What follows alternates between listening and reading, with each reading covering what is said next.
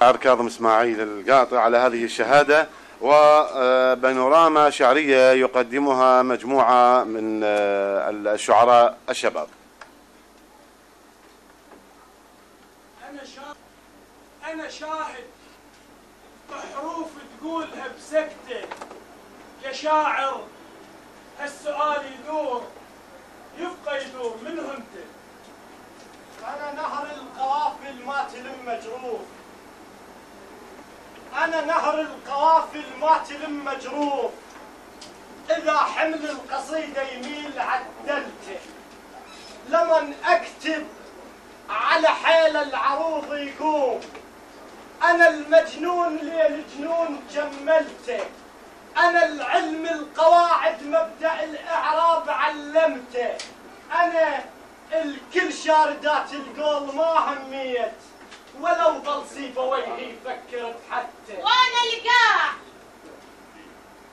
القاع بي جروح، أنا القاع بي جروح كامل على جروح بشوق ورجته، أنا القاع بي جروح كامل على جروح بشوق ورجته، زرع بي قصائد خضرت بركان ومن نصف القصيدة الجرح ضمته.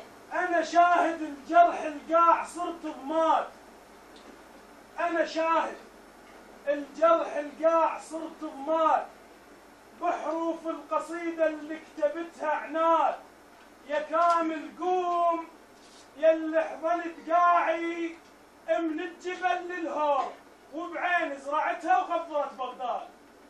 أحبك يا عراق وبين دم الدور، أحبك يا عراق وبين دم الدور، بس الناس غشمة عشق ما توعي، إذا حبك جهنم رافض بالنار، وخلي يقول ربك خرج عن طوعي. وانا اللي طرز لي كامل بلوفن يشان، وعلق روحه شجره بورده تشرغل، ما يرضع لشعر بيوم تنمد ايد، وقال لي الموت واجب لو نمثل حد. مو قلت لك عليك الايد ما تنمد؟ انا شاهد عليك الايد ما تنمد، والشيله يظل جلابها معلق على الترغل، ولو شحت عيوني وفارقاه الشوق، والاقرب يصير ابعد، افج قلبه وارف وياك رف النفس، من ينزل ومن يصعد. يا حد النور يل منك ضوانه بكل شبر ناطور، انا القاع امك وانت بي الدور، وخذ من قاع عبره، تاخذ من قاع عبره وقاع تاريخ، شيله من السماء اعلى القاع مطروحه، بيها شايب قضى كل عمر انتظار، وبيها طفله مقابله المرجوحه، وبيها عاشق قضى كل ليله جنون، وتلقى كل دمعه قصيده بروحه، وبيها عاشق بيها شاعر سوى حسباته خيال، يمد ايده على النجم ويلوحه.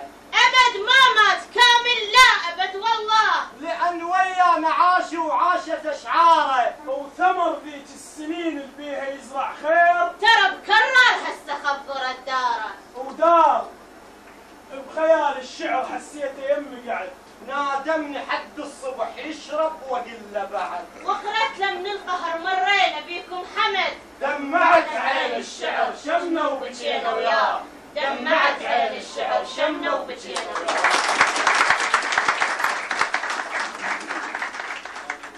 شكرا لهذا الوفاء، شكرا لإيمان مجيد الخيون، شكرا لمحمد الكردي ولكرار كامل العامري.